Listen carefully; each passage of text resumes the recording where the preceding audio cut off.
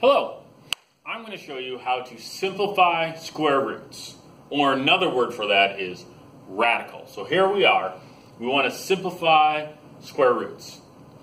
First, you need to have a list either written out on your paper or in your mind of some very important numbers. And those numbers are all the squared numbers. So 2 times 2 is 4, 3 times 3 is 9, 4 times 4 is 16, 5 times 5 is 25, 6 times 6 is 36, 7 times 7 is 49, 8 times 8 is 64, 9 times 9 is 81, 10 times 10 is 100, and you could keep going, but those are the ones we're going to use. We're going to use all those numbers, or some of these numbers, when we simplify these. The process goes like this. What is the biggest number on my list that goes into 50? So you want to look for the biggest number. I will go very slow for the first one. Does 49 go into 50 evenly? No. Does 36 go into 50 evenly? 50 divided by 36, is it a whole number? No. What about 25? Yes, 25 goes into 50 evenly. So we can rewrite it like this. 25 times 2.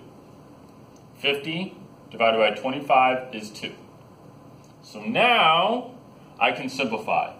Square root of 25 is 5. That goes on the outside of the square root.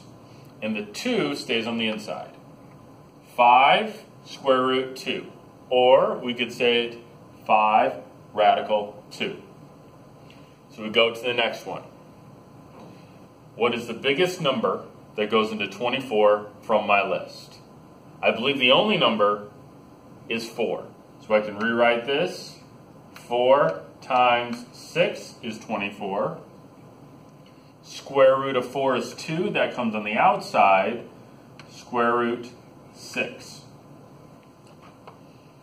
Same thing over here. What's the biggest number that goes into 40 from my list? 40 divided by 36, not a whole number. 40 divided by 25, not a whole number. 40 divided by 16, not a whole number. 40 divided by 9, not a whole number. 40 divided by 4 is a whole number. So that would be 4 times 10. Square root of 4 is 2, so that's going to come on the outside. And then that's going to be radical 10. Last one before you get a try. 98 divided by 81, not a whole number. 98 divided by 64, not a whole number. 98 divided by 49, that is a whole number. So this is going to be 49 times 2. Square root of 49 is 7. Square root of 2.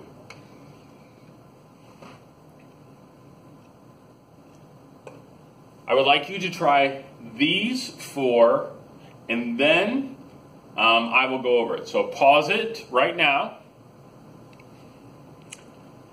All right, welcome back. Let's check your answers.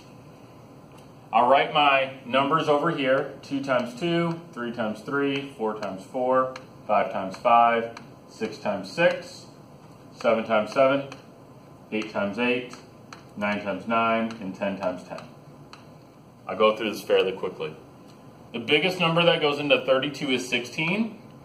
That's 16 times 2 is 32. Square root of 16 is 4. Square root 2. The biggest one of these that goes into 300 is 100. So this is the square root of 100 times 3. So that'd be 10, which is the square root of 100, radical 3. What's the biggest one of those that goes into 80? I believe it's 16. I think it's 16 times 5. So it's going to be 16 times 5. So that equals square root of 16 is 4, radical 5. Lastly, 30. This one was kind of a trick question. None of those numbers go into 30. So this one you just leave as square root of 30. All right, moving right along. More stuff. This is Algebra 2, so we get to do more stuff. Oh, what did the grape say when he got stepped on? Absolutely nothing. He just let out a little whine. Fantastic. It's like I'm right there, isn't it? All right, moving on. What if I throw in letters? Oh my goodness, I threw in letters. I'm such a mean person. So I'll write down my list. That'll help us with numbers.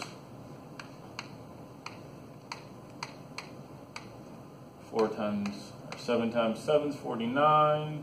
8 times 8, 9 times 9, 10 times 10. For a square root, you want to think, hey, there's actually a little 2 here. We don't ever write it, but there's a little 2 here. And if there's variables here, this is what I do. I take the exponent and divide by 2.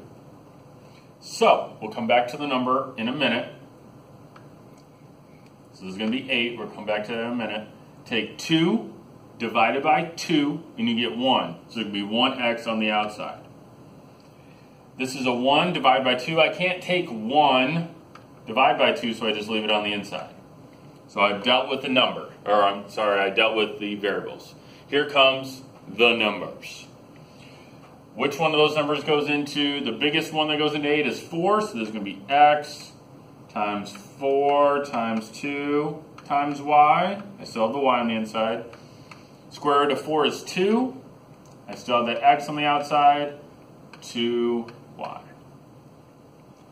Over here, I do the same thing. I take 3 divided by 2, and I get 1 with 1 left over. So this is how it works. 2 goes into 3, 2 goes into 3 one time, but there's 1 left over. Where does the leftover go? The leftover goes on the inside.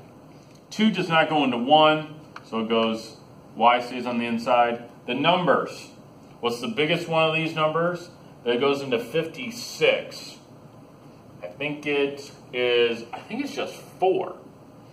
I believe it's 4 times 14. Square root of 4 is 2, so this is going to be 2 on the outside. Still my x on the outside. Radical 14xy. This one, remember there's a 2 here. You can write it if you like. 4 divided by 2 is 2. So on the outside, it's not going to be 2x. It's going to be x squared. 4 divided by 2 is 2, so I'm going to have an x squared on the outside. It goes in evenly, so there's nothing left on the inside. Oh, one second. 5 divided by 2 is 2, so that means there's going to be y squared on the outside, but I believe there's 1 left over. 5 divided by 2 is 2, but there's 1 left over, so there's going to be a y left on the inside. A y left on the inside.